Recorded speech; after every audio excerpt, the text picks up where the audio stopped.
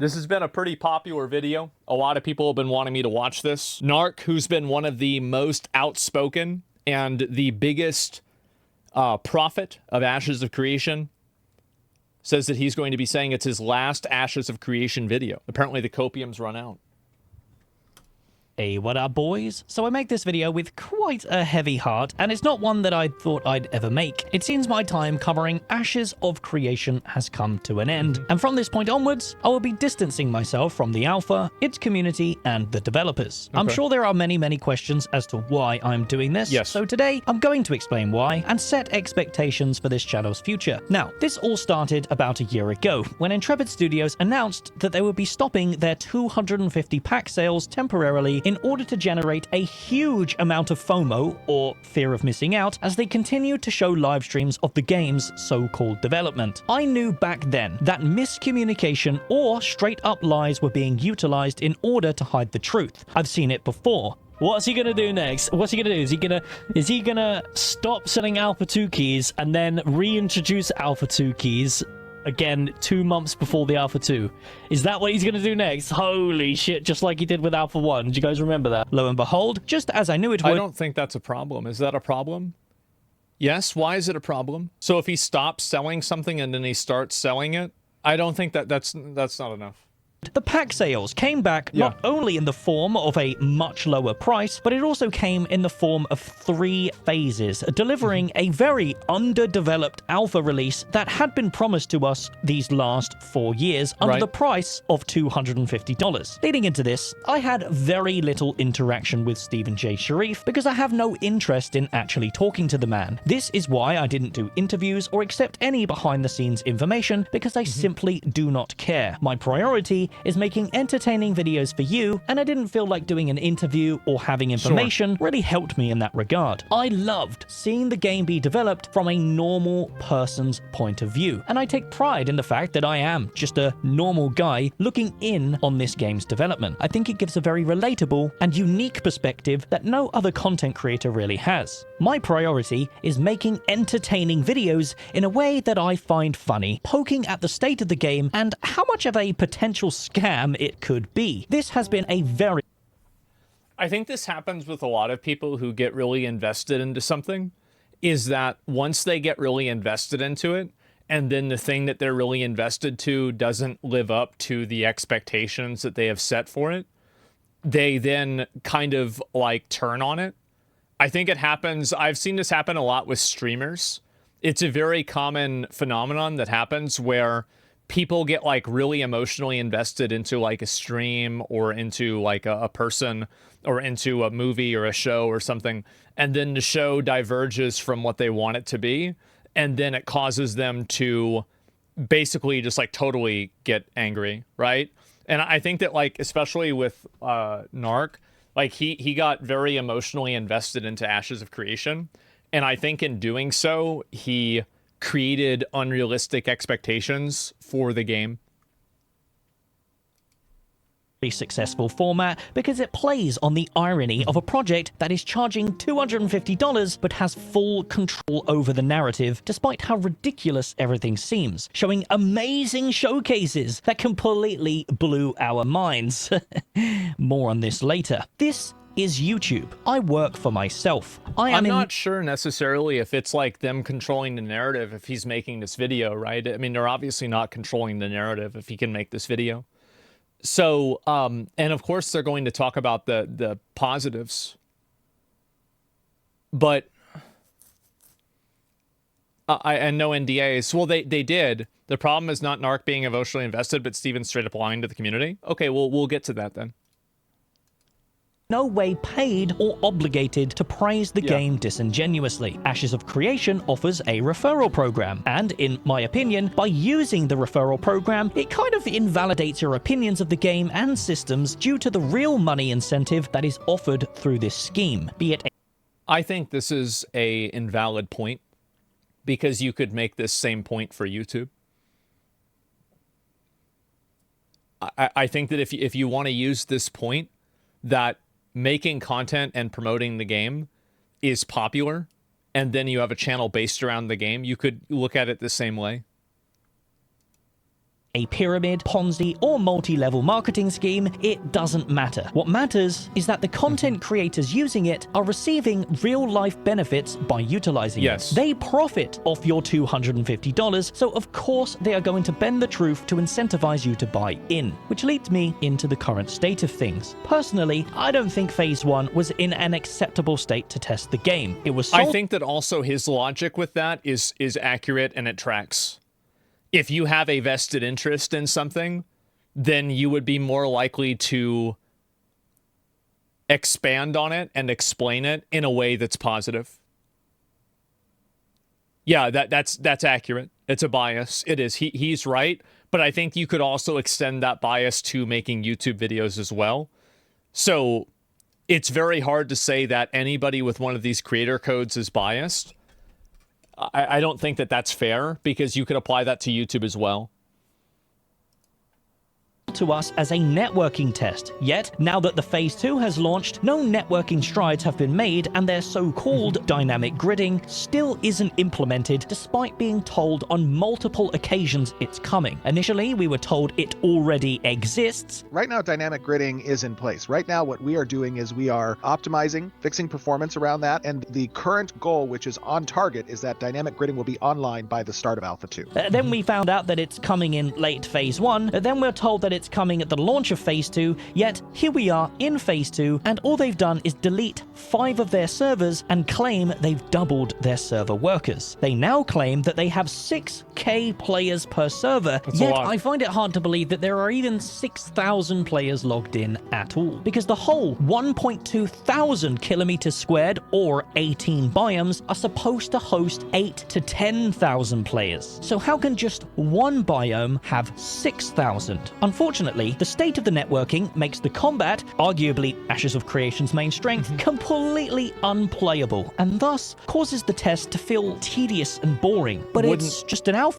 Am I crazy for thinking that that actually makes it make sense? Because if everybody is consolidated into one zone, and then it creates lag with the combat, then wouldn't that make sense that it was actually designed for having everybody in all of the other zones?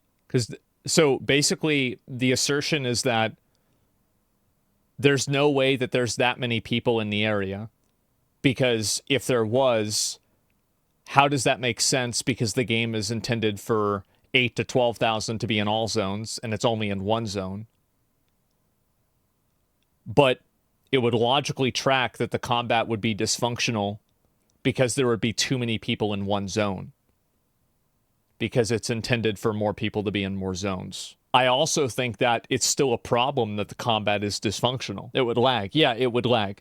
Right? I get that, guys. Trust me, I've been covering this game for 4 years. I'm well aware that it is an alpha. The state of the game is not what I'm concerned about. It is the seemingly deceptive communication that's going on between Intrepid and their testers. This lack of communication isn't just shared by me, but it's shared by everyone in my community and the majority of the other content creators, all of which straight up quit making consistent content. Which leads me into the main point. Phase 2 is simply an unsuitable testing environment. Steven Sharif claims that this is a true alpha, yet they present the game in a way that is to be played like it's a launched product. We have to grind for 50 hours to even test anything, which doesn't make sense, and is... This is a good point. If you want people to test the endgame, you should give them pre-made characters for endgame. I think that he's making a good point with this. And this is what Blizzard does. This is what a lot of developers do if they want people to test the endgame. But I think that they're probably not testing that right now, and that's really the reason. It's like, yeah, they're probably give higher experience rates or anything like that.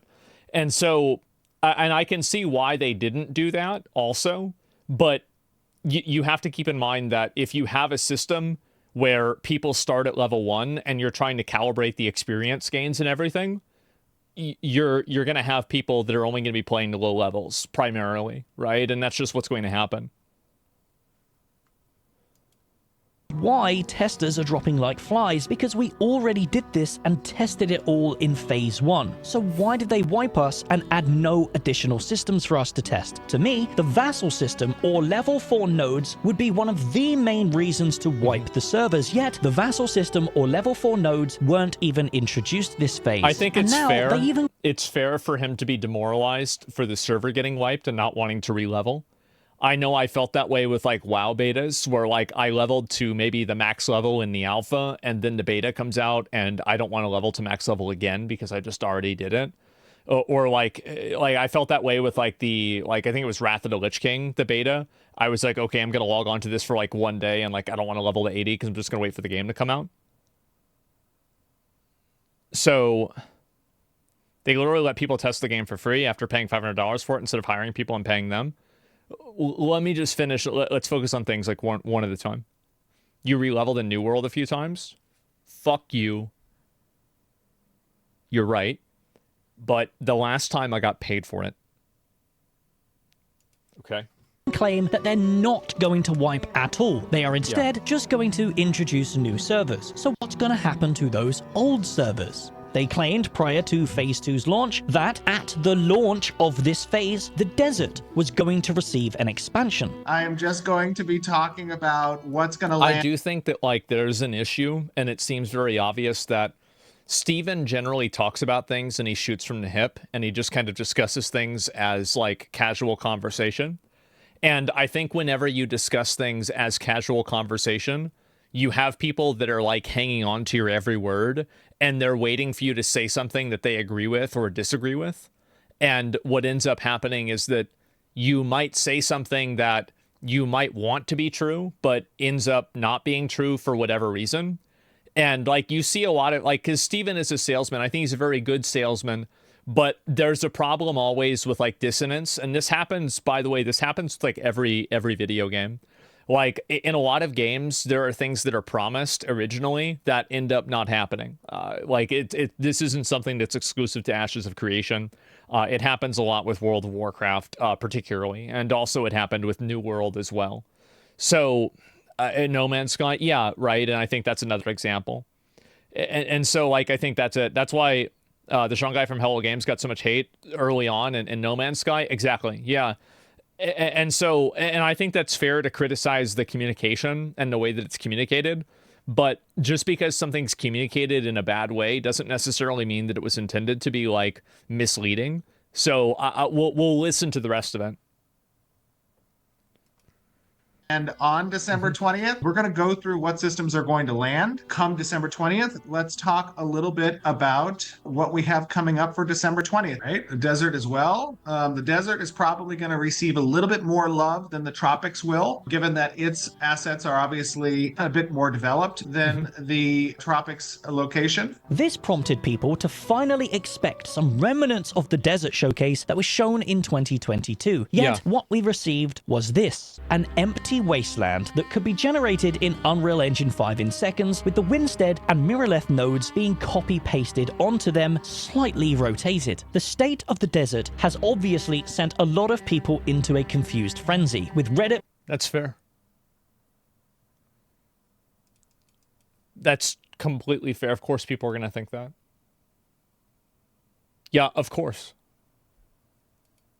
Posts popping up expressing this concern. This isn't just isolated to me, guys. This is what everyone in the community feels. However, these posts are now being locked by Steven Sharif himself, and people are being banned by Steven Sharif himself for simply stating their concerns. There was a beautifully written post about this, talking about how the project is not the open development that we were promised, and it's Steven's reply to this thread that made me reconsider covering this game. He states that the Desert Showcase in 2022 was not real, and in fact just a showcase using assets that exist, and actually it's pretty normal for developers to do this. This is simply not true. Because no, it is true. It's called a vertical slice. So he showed a vertical slice of the desert of what it was supposed to be. There's even a term for it. Yeah, no, that is true. So both things I think are true. I think it's fair for players to feel like they were misled because they didn't understand the context of that. and the only frame of reference that they would have was that vertical slice, and they weren't really informed that it wouldn't be the same. And then it's also fair to say that Steven is right in saying that it's a normal thing that many video games do. Like, both things are true. Developers that do this receive a lot of negative backlash, selling promises and pre-orders on a showcase that doesn't accurately represent the game. But in this case, it's not even a downscale of what was shown, it's just a straight-up lie. Back in 2022, when the Desert Showcase was being shown, they made it absolutely clear that this was the current state of the desert biome, boasting about their innovative tools to help them develop the world fast, and in no way, shape, or form alluded to this being just a concept. You know, these are some of the foliage that environment's been creating Yo, as look at part that. of what's capable of creating an interesting desert biome, because many times in the games that probably we've played, the least interesting biome type tends to be a desert. And it's been always fun, as I've experienced in the MMOs I've played, is like, you know, what is how do they spruce up a desert? And one of the interesting things you're going to see in Alpha 2 is how the desert also adheres to seasons and has weather and has giant dust storms and clouds within which there are interesting creatures that might not normally be present unless for that particular weather. That's going to be very interesting as well. You saw a little bit of the sand tornado capabilities with the dust devil kicking up both in the weather presentation as well as a little bit in the desert reveal. And you also saw some ambient effects that live across the top of those dunes, where you're seeing winds of sand getting blown across in the distance. And you know, here's the key. If you look at this here, I mean, are there because if you look in the background here, it's clear that it's a fucking desert in the background, right? Massive desert in the background, exactly what he's showing in this image. It's an oasis. Yeah, so like what my question is, like, are there oases in this desert? Is it all like this? Like, I don't know. You got to find it. Yeah, it doesn't. Not yet. No. Okay. No, here's the key point. Graphics don't make a game fun. Systems make games fun, but graphics make those systems far more enjoyable.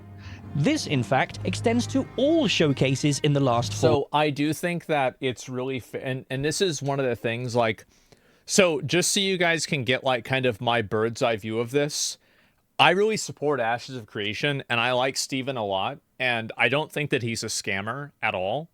But I do think that there's a communication problem. And if there are this many people who are unhappy with the way that the game has been communicated thus far, you need to sit down and look at why are they unhappy that they've been communicated with this way? What are those frustrations? And I think it's an example of a case of like the customer's always right, where if people feel like they're being misled, even if you technically didn't mislead them or you explained it in a way that made sense to you, if a lot of people get the impression that it's one way, but it's actually something else, they're going to feel like they're being misled. And I think that's a huge problem. So it's a matter of just being able to understand where these people are coming from.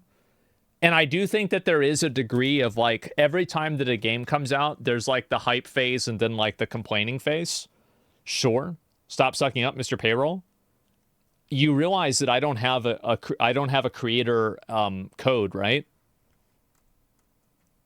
Do you know that? Like I just, because I'm not sure, you know, I don't have an Ashes of Creation referral code.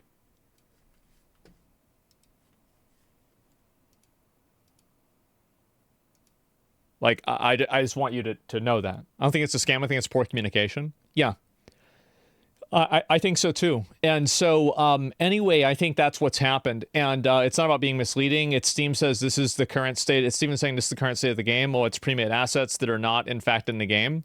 Well, what I'm saying is that if you listen to the language that he used, he didn't actually say that. The way you diverge is so different from other heated topics. Well, yeah, because I understand this better. Like I know the most about this. So I can get so okay, so I'm not on the payroll. So what am I not, and also this isn't a heated topic. It's a fucking video game, number one. Like, what are we even talking about? You're gonna call me a fucking scammer, or like, like, get the fuck out of here. Like, how's it diverging? Yeah, it's just somebody you're mad. Like, yeah, I'm defending a scammer. From, get the fuck out of here. It's so annoying. Yeah, it's I don't know why people are doing this. I think you're being considerably forgiving here than you typically would be. If this was Ubisoft or Blizzard doing the same thing, you'd be completely slamming them for it. You're absolutely right. I would be. And I think also it's fair to be frustrated about this, and it's okay. And I'll be honest, I have different standards based off of the size of the developer and also what the developer's past is. So, like, for example, Ubisoft has a history of scamming people. You know, like Blizzard has a history of not scamming people, but like misleading them or making garbage. And so, like, Steven's never made a game before. And I don't think that there's that same history of behavior. And so all of that goes into it. Also, it's a smaller studio. They're not as established. And you have somebody speaking matter of fact. Like, this is my perspective. And maybe this perspective is wrong. And I think it's an opinion fundamentally. But my perspective is that I would rather somebody shoot from the hip and have honest communication with misfires than someone not have any communication at all. Because I think that what happens is that when people have like kind of just like off the cuff conversations with the community and they're talking about things, they will say things that are like kind of just like they didn't mean to say that, right? Or like, oops, I didn't mean to say that, but it's like kind of true, kind of not true. And it can mislead people. And I would rather have a person speak with freedom rather than watch every single word that they say like Blizzard does. And Blizzard had this approach with Warcraft for a really long time, where every single type of communication that they would have would be extremely measured, and it created a very inauthentic feel for the game, and I think it was fundamentally harmful. Like PoE, yeah, like Chris says things about PoE, or like, you know, Jonathan says things about PoE. Oh, sometimes it doesn't necessarily like happen the way people wanted it to. Like with Arch Nemesis is probably the best example I can think of off the top of my head, or Lake of Calandra or something. Well, I think actually the problems were like in the same league, and so it'd be crazy to judge small studios on the same standard as AAA. Yeah, exactly. He seems to speak in futures in the same way that Elon does. Yeah, well, a lot of people that are like salesmen or that like do business like talk like that. And I think it's a matter of managing expectations because, and there's a counterpoint to this that I'll talk about as well, is that when people feel like they were misled, they were misled. And if enough people feel like they're being misled, you need to sit back and ask yourself, how am I communicating in a way that's causing people to come to the same conclusion? That doesn't necessarily mean that you're doing it wrong. It doesn't mean that you're a bad person. It doesn't mean you're a scammer. But it's very obvious that there's a degree of dissonance here that exists. Years, and everything shown was not real. The story arcs that showed the world dynamically changing around the Tower of Carfin and Oakenbane Keep, it was not real. The beautiful environment and weather that was shown during the seasonal and commission showcases were not real. The amazing freehold showcase that showed the farm animals, housing, and crops were not real. It was all just a concept with a $250 price tag on it, with the promise that eventually these things will make it into the game. Maybe. Yeah, I think so. You know, PoE and Ashes comparison's dumb because PoE is free and Ashes is paid. It's one thing to promise something just to buy your game and not deliver. I don't think that's a good argument because, number one, PoE 2 isn't. And they've said things about PoE 2 and, you know, like maybe some things happen, maybe some things don't happen. So you do have to pay to get into PoE 2, number one. And you could say, well, this one costs more. I think that's true. And I do think that having a price tag on getting into an alpha for a game does definitely create a lot of problems. And I think that the issue is that when people spend money on something, regardless of what you add as a disclaimer, people will think that they deserve something for what they spent their money on. And this is like a big problem with like the $500 alpha that they did in like 2021 as well, is that people get this impression, and then after they get the impression, well, then that's it. You don't really have to pay. The amount of keys, free keys, is massive. People did pay, and they felt like they had to pay because maybe they didn't know about the free keys. All I'm saying is that, yes, if you take 150, 250, 120, whatever it is, dollars from people, they're going to expect something out of that money. And it's easy to see that when they look at the freeholds and like the video showcases here, without the context of understanding what a vertical slice is, and without that context being very clearly defined, which I don't think that it was clearly defined, at least not enough to where like it's obvious that it was not clearly defined because everybody is misunderstanding it, right? Everybody has a different conclusion. So there's clearly a problem that happened. And I do think that it's a recipe for disaster, for sure.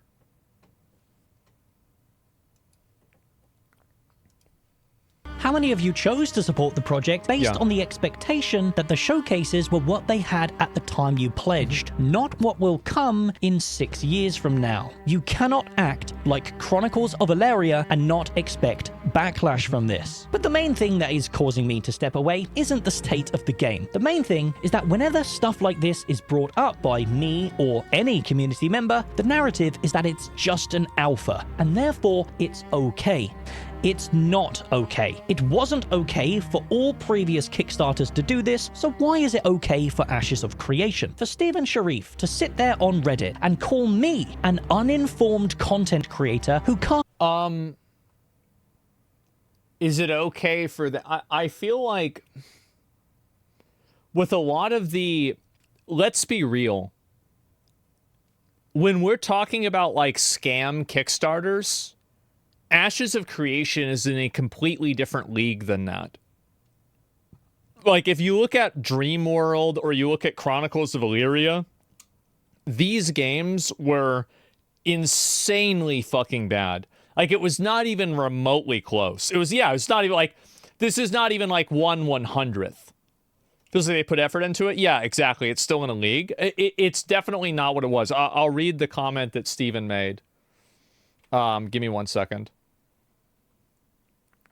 Okay, well, I'll let him play it. There on Reddit and call me an uninformed content creator who casts illusions on people's fears and negativities when I've spent the last 4 years of my life doing the opposite is This is the reason why it's bad to invest into one game like this.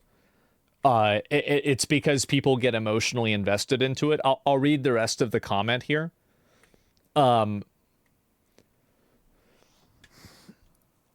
The MMO genre is filled with jaded gamer who feel like beat dogs, and rightfully so, but here we are making this game with over 100k people participating in this alpha. We will continue to make the game in our vision. If the development process makes you think otherwise, I will repeat this. For your own mental health, step away. We will be here when you're ready to return.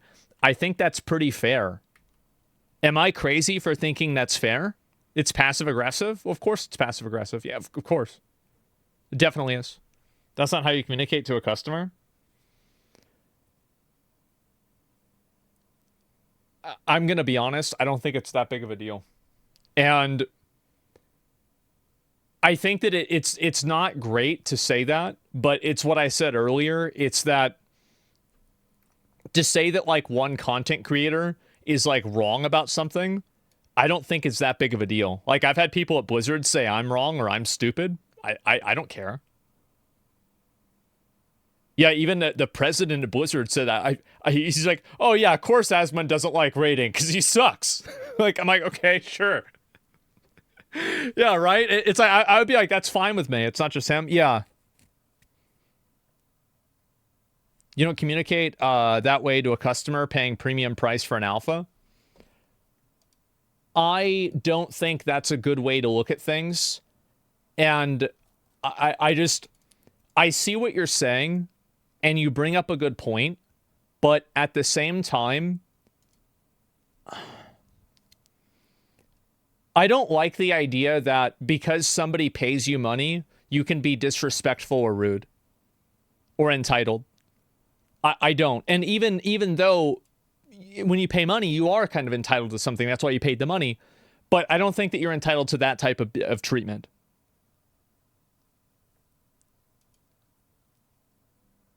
On Reddit and call me an uninformed content creator who casts illusions on people's fears and negativities when I have spent the last 4 years of my life doing the opposite is absolutely disconnected from reality. I simply do not accept the bullshit that is being spewed, and nor do a very large portion of this community. But for him to also prey on mental health as a way to defame and dismiss these concerns whilst locking and banning people who express the same is nothing short of irony. You claim that open development isn't for us, but what I think you mean is that open development isn't for you, Stephen Sharif, because what you're selling is not open development. It's funding at any cost, and if anyone questions it, you ban them. So, from the bottom of my heart, I have to apologize to everyone who I convinced to help support this project these last 4 years, because I thought I was being shown the genuine state of the game, not 4 years of Unreal Engine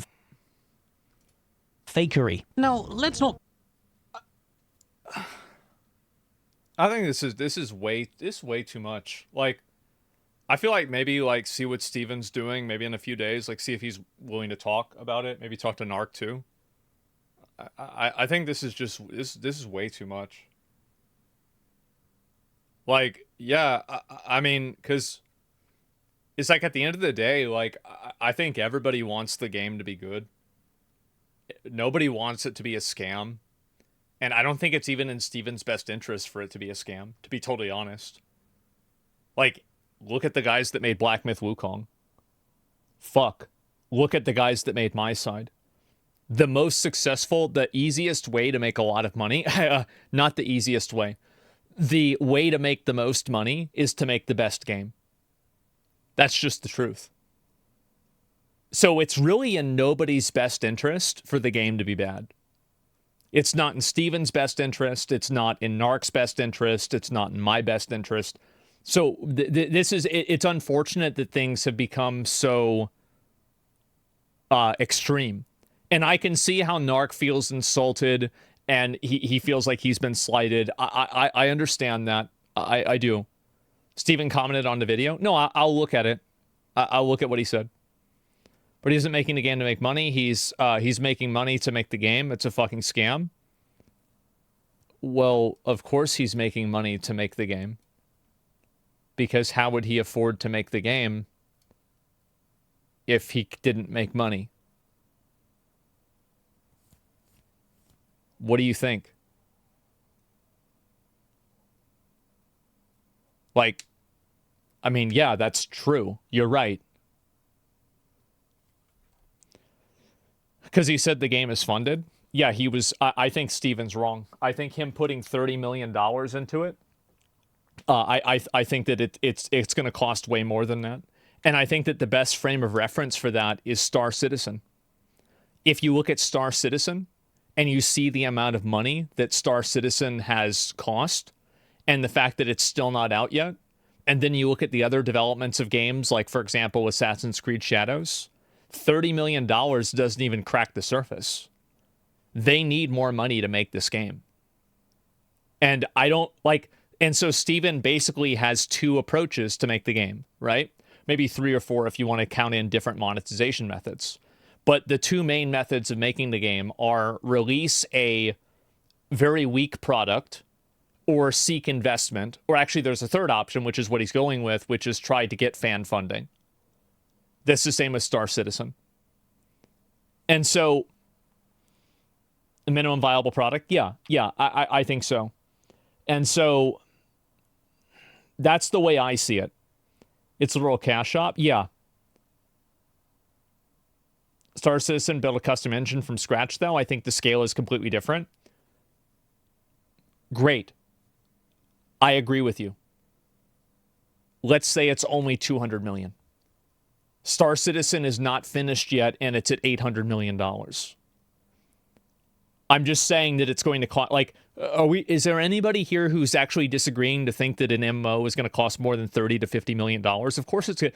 This is, Ashes of Creation, in my opinion, is a $250 million endeavor at the very, you are just barely, that is the minimum viable product. Think about Concord. 500, yeah, that's the bot. It's way too much. Yeah, no, I'm telling you, like, shit's expensive now. Everything's expensive now. Entirely agree. Their ambition's very high. I know that. But I'm just saying, like, that's the truth. Get this twisted. I do not think Ashes of Creation is a scam. There is a lot of potential here. They've put a fuck ton of work into this game. I had a lot of fun playing Phase 1. However, by the way, also keep in mind, Concord was completely mismanaged. Like, and I'm not saying that, like, so Black Myth Wukong, it was in China, so it's a different standard of living, and so it's a different cost of development. But Black Myth Wukong was developed for between, I think it was $60 and $90 million. So,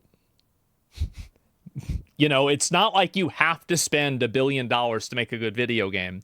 But at the same time, that's, wow, still so expensive? Yeah, it's a lot of money, man. Which is like $200 million in the US? Yeah, exactly, right? And these are people, like, the standard of living in China is totally different. the fun came from the interactions I had with players, not the actual game itself. The test itself was actually quite tedious and boring, but if the game continues its development, everything that I've said during those Phase 1 videos still stands. I just can't bring myself to condone the practices that the game is currently engaging in, and I wish the developers at Intrepid the best. For the audience who continue to watch, I advise to take the things that they say from this point onwards with a pinch of salt. What they say— I think that we always, I think that everybody always should, and I think that's accurate. How efficient do you think developers are these days to use their funds? I think that it really depends. It super fucking depends. So, oh man, I'm just thinking about this. It's not the cost of the game, it's the cost of living in an expensive country, experiencing a luxury life. Well, I think there's like a million different things going on. Yeah, it's a lot. Isn't what they have or are doing, it is what they intend eventually. Now, to conclude the video, I just want to say that I'm obviously not going to stop making content, of course. I will continue, just not with Ashes of Creation. A lot of you have grown to genuinely enjoy my commentary and reliance on uploads, but I felt these last couple of years, Ashes of Creation has held me back. I didn't feel like my intros and comedic skits fit the format of Ashes anymore. My input as like a content creator is that it's best to transition off of something and like wean yourself off of it rather than hard switch.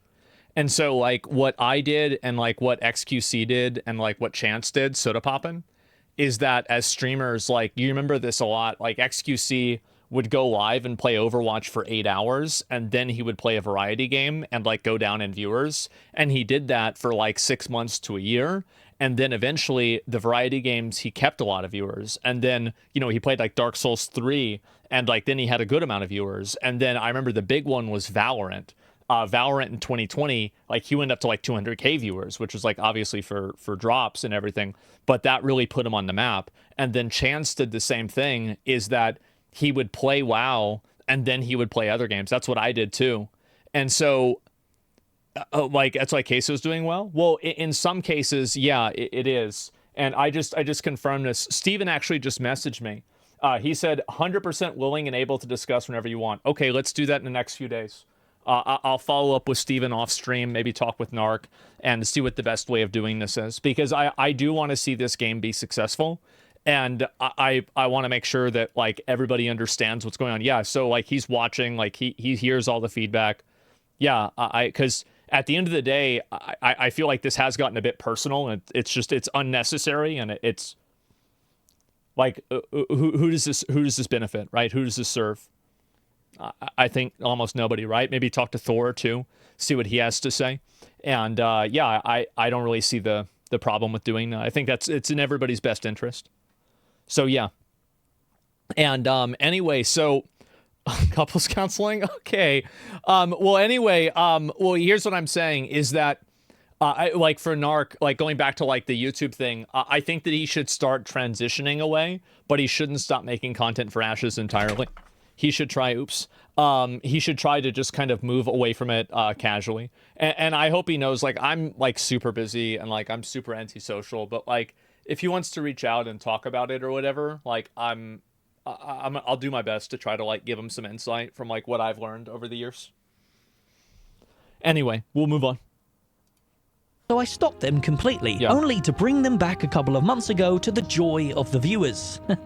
Sadly, this burst of confidence was once again stunted by Stephen Sharif feeling offended by my light-hearted jokes towards his game. So I slumped back into the boring format of trying to cover the news. Well, no longer am I going to be restrained by Ashes of Creation. I will continue to make videos, and if you watched exclusively for Ashes, then my advice to you is thusly: forget about the game for about 2 years and casually check in on Twitch or YouTube to see if there has been any progress. But to be fair, that is also what Steven said. That is, and I think that he's right, and I think that Steven is right. Just, 6 years, 2 years, I don't know when. But this is the way that I looked at with Riot. Because, like, Mark Merrill tweeted, he talked about it, and, like, look, like, he knows he can DM me whenever he wants, if he wants any conversation about the Riot MMO, right? He knows that. He knows that with S-Van and any but tips, all the other boys. But the reality is that, they had to post publicly that they basically were saying they were going back to the drawing board. And so, like, that's Riot. I'll be honest, though. Ash creation looks terrible. Character models, movement, spells, they'll look bad and outdated. Systems won't work very well. I probably, you know what? Like, maybe after I finish, I don't know, like, there's a few other games I want to play. I might try to play Ashes and, like, get a little bit farther ahead in the game off stream. But it would be kind of sad to do that without being able to do it on stream for, like, the viewers. So I don't know, like, what the right approach is. Like PKing, just right? Put the game into the back of your mind, because there isn't going to be any significant progress for a while, and that's okay. I have a plan going forward in 2025, but one thing is for sure: I will no longer have my creativity held back trying to cater to a man who doesn't want to hear criticisms. I will extend my format beyond MMORPGs and start covering all sorts of games with the intros, jokes, and old format that you guys grew to love, because I only have one goal on YouTube, and that's to make entertaining videos that make people laugh. Now, obviously, changing the direction of the channel is going to be a long journey, and that means I'll be streaming full-time throughout 2025, and upload cadence on this channel will slow. I will be uploading highly edited videos, similar to my old format, on the games that we play on stream, so come join us over at twitch.tv/Nargaverse as we begin this new chapter. I cannot thank you enough for watching and supporting my videos throughout these last 4 years, and should you choose to stop watching for the time being, I hope to see you again in the future as I show up in your algorithm covering a game that actually exists. So I think that, I mean, this is what happens, I think, with a lot of people that get really, really invested into something, is that there's a point where it's very rare that something happens like the Lord of the Rings trilogy, like Elden Ring, Baldur's Gate 3, where a game comes out and it lives up to people's insane and unrealistic expectations. It is like, bro, like, this never happens, right? Masterpieces, yeah, like Harry Potter, that's another really great example, true. Like, yeah. And so I have a lot of viewers, all these haters. Well, I think that people can be, I don't know, like, I'm trying to be as fair. And so appreciate the amount of support and positivity. Yeah. If you follow streams or Narcaverse, this is something else. Steven apparently made a comment. I can't really see it on here. It's not showing. Maybe it's not the bottom. People downvoted it. I'm not sure. But either way, people always hate. The man doesn't want to hear criticism. is listening to feedback. It's constructive. Sadly, Narc doesn't do any constructive criticism. Just saying something doesn't work is not enough. You need to report problems, bugs, and stuff the team needs to know. They will not come and watch your video to see what you have to say. Grow up, Narc. Well, it's very obvious that actually they did watch the video and they did see what he had to say. And Steven was probably watching me right now. He talked about it. Like they know what you're saying. Like these developers, unless you're talking about like a Eastern developer, many of these people, they are watching and they're reading what people are saying. They 100% are. Now, I understand it must suck to get like negative feedback about your thing. Like, of course it sucks. I don't think that they should ban people for talking about the stuff either. But I think it's like both things are true, where I think that people are creating unrealistic expectations. But I do think that the way that the communication for the game has indulged those unrealistic expectations in a way that I think is partially valid. That's it. Even Blizzard, though? Yeah, no, I think that a lot of the Blizzard devs, yeah, I do. I think that they know what's going on in the community. I think they read about it. They see it all the time. And like you see that in like the leaked chats where like they're talking shit about like me or somebody else. Yeah, they watch the videos. They know. They know what's going on. Absolutely, they do. Narc never set expectations, high expectations, though. You think Narc didn't set high expectations? I think that he did. Personally, I think that he did. So maybe he might not think that, but that's the way that I felt like watching his content. So he for sure did. Yeah, it got me hyped for it. Yeah. Anyway, we can talk about it, more. But my point is that I think the best thing for the game and the best thing for everybody would just be to sit down and have a conversation about it and just look at what the complaints are, what the criticisms are, and understand where things are going and like what the time frame is. I think that's probably the best way to do things, rather than like I think it's gotten very personal. And yeah, superb. Thank you very much to the 10 subs. I appreciate it. It's gotten very personal. And I don't really think that serves anybody's benefit at all. Do you think Lord of the Rings, Harry Potter have an advantage of no expectations? I don't agree with that. I think that they had a huge expectation. I feel like Harry Potter, to be honest with you, I think Harry Potter is like it is a generational cinematic achievement. Just bar none. Like that's it. Like it really is. Like, the problem is, like, a lot of Harry Potter fans are, like, cringe. But, man, they really cooked with that. It was fucking amazing. And even the ending of that, like, the ending was good. Right? I mean, like, maybe I kind of wish there was a couple of things happened differently. But overall, yeah, everyone knows Harry Potter. Exactly. And then also Lord of the Rings. Same thing, exactly. Snape was 10 out of 10. Yeah, I think that anybody who's, like, familiar with, like, the lore of the thing probably think that's usually most people's favorite character, so it makes sense. But anyway, yeah, people grew up on Harry Potter. Yeah, I did. I remember like watching the movies when I was a kid. I mean, for sure. So anyway, that's generally it. Battle of Hogwarts should have been better. Yeah, sure, right. But like anyway, that's why they split the last book into 2 movies. But yeah, that's generally the way that I see it, and I feel like Ashes of Creation definitely suffers from people having high expectations for it, but also it's a matter of communication and what people are hoping for. And what I'll try to do at some point is maybe try to play it myself and like give like an actual like fair shake of it as much as I can. So yeah, that's the best that I can do, right?